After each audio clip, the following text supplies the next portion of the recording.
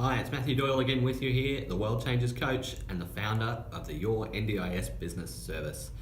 Today's video, I want to share with you, if you're an NDIS provider, big or small, the two key numbers that you must know about your business and how you're tracking against these two numbers.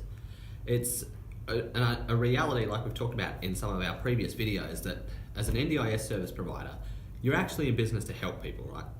You know, most businesses aren't motivated purely by money. It's particularly in small businesses. It's people doing what they love or what they're passionate about, and it's just a side benefit that you get to make money out of doing it. So it's the same for you in your NDIS business. If you're an NDIS service provider, like a sole trader, or somebody in a small to medium business, it's just a benefit to you that you get to do what you love by helping people live a better life, and that's what pays your bills from week to week. But that's what gets lost on some people when it comes to working in their NDIS business, is that you're changing lives and you're helping people, but hey, what numbers do you need to make so that this is actually viable and you get to pay your bills by doing what you love in serving these people and helping them change their lives.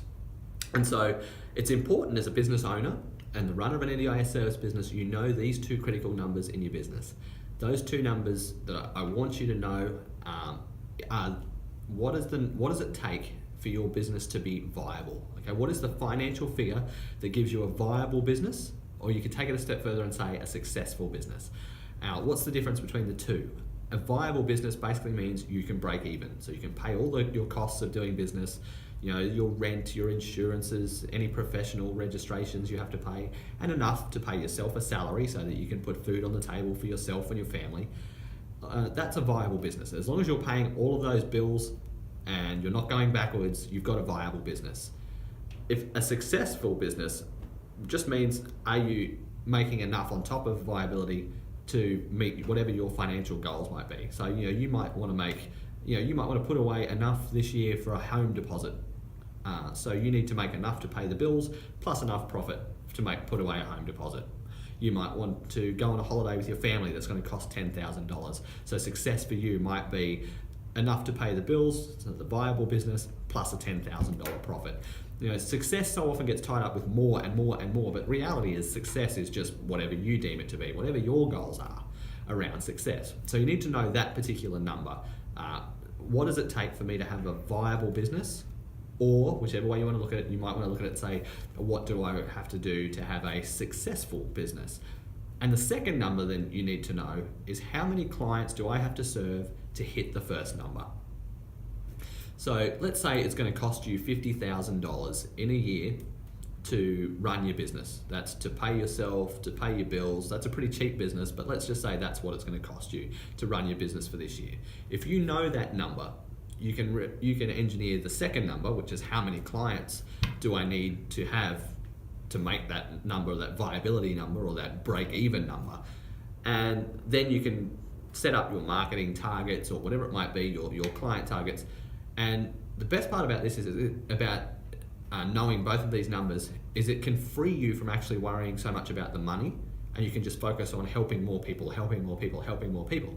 Because if you know what it takes to be profitable or to be viable, and you know what that financial figure is, and you know how much you would generate for each client that you have on your books, instead of focusing on getting clients in the door for sales and for revenue, you can focus on getting the clients to hit that second target, the number of clients it takes to hit my break even or my success figure, with the motivation that every new client I get in the door is another person that I have the opportunity to help and change their life. And you'll know that for every new client you get, that you get the opportunity to serve them and to help make their life better. And a byproduct of that is that you get the financial success that comes with it. But it's critical to know, otherwise, if you don't know the financial numbers, if you don't know that viability or success figure in your business, and all you do is focus on helping people, and I'm happy just helping 5 people, but helping 5 people might not be enough to pay the bills, and before you know it, you can't survive any longer doing it, and you've got to go back and get another job, or you've got to give up. Even worse, you might have to actually give up working in that profession of helping people with disabilities change their lives. So it's important that you know what it takes to be viable, or what it takes to be successful, whatever your metric of success is when it comes to profitability. and how many clients you have to serve so that you can make that number.